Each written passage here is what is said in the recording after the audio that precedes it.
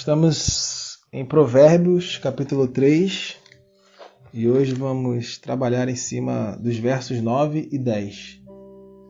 Provérbios, capítulo 3, verso 9 e verso 10. Diz assim a palavra de Deus: honra ao Senhor com os teus bens e com as primícias de toda a tua renda. Os seus celeiros ficarão plenamente cheios e os seus barris transbordarão de vinho. Então o texto começa dizendo: honra ao Senhor com os teus bens. Tudo que temos precisa ser para a glória de Deus. Ou seja, primeiro você precisa conseguir enxergar uma ligação clara entre cada bem que tem e o engrandecimento do nome de Deus. Lembrando que engrandecer a Deus extrapola as quatro paredes da igreja visível, né?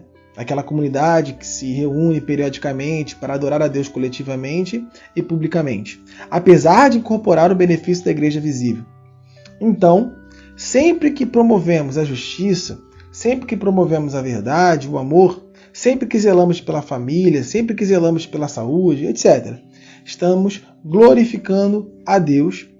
Agora, se, em segundo lugar, estivermos também agindo intencionalmente para a glória de Deus, para a glória dele. Esse link do uso dos bens com a glória de Deus deve estar claro em nossa mente e deve ter sido nossa motivação. Honre ao Senhor com os teus bens. E continua dizendo o texto: e com as primícias de toda a tua renda. A ordem em que damos destino aos nossos recursos revela nossas prioridades. A ordem que damos destino aos nossos recursos nos diz pelo que nosso coração realmente queima. Os recursos que vamos entregar para a obra de Deus, os recursos destinados ao mantimento do lar, precisam ser os primeiros recursos a serem separados. E com as primícias de toda a tua renda, diz a palavra de Deus, né?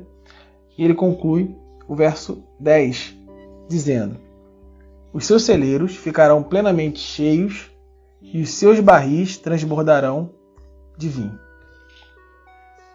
No verso 10, temos a consequência do verso 9, né? E aqui temos uma espécie aí de plot twist. Porque no verso 9 estamos falando de entregar os bens, estamos falando de entregar os recursos. E o que se espera quando você entrega bens, entrega recursos? Espera que você fique com menos ao fazer isso. Mas o verso 10 vem nos dizer que ao fazermos isso, nós ficamos com mais. O reino de Deus, ele em muitos momentos vai ter esse caráter tipo mundo invertido, né? Quem nunca saiu para fazer uma ação social, por exemplo, para abençoar vidas, e terminou mais abençoado do que abençoou. Isso é uma característica do reino de Deus. O reino de Deus funciona dessa forma. Claro que o texto ele não está te incentivando a vender tudo que tem, a fazer loucuras para entregar na igreja ou algo assim, como a gente vê ocorrendo em alguns locais, em algumas comunidades, algumas igrejas, né? Até porque isso não seria usar seus bens e recursos para a glória de Deus.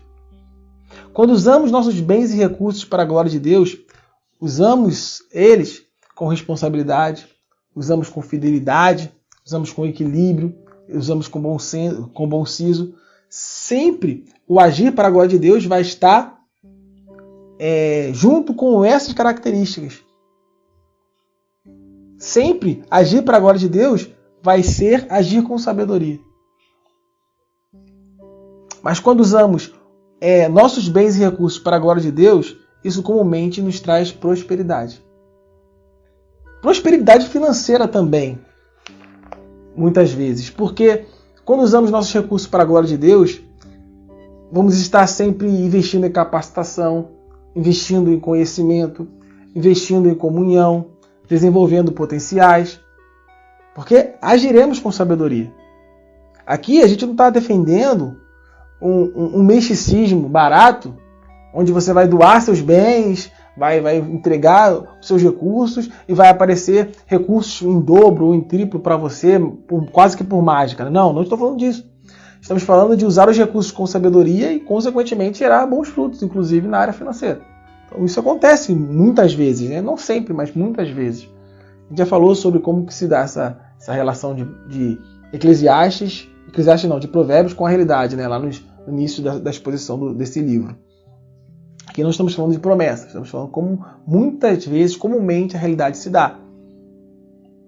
Mas, mais do que a prosperidade financeira, a principal prosperidade que temos ao entregar nossos bens, nossos recursos para a glória de Deus, é uma vida próspera, no sentido mais abrangente da palavra, né?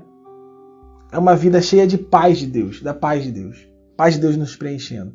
Descansando, sabendo que sempre, sempre, Deus proverá o que precisamos. Sabendo que Deus está cuidando de nós.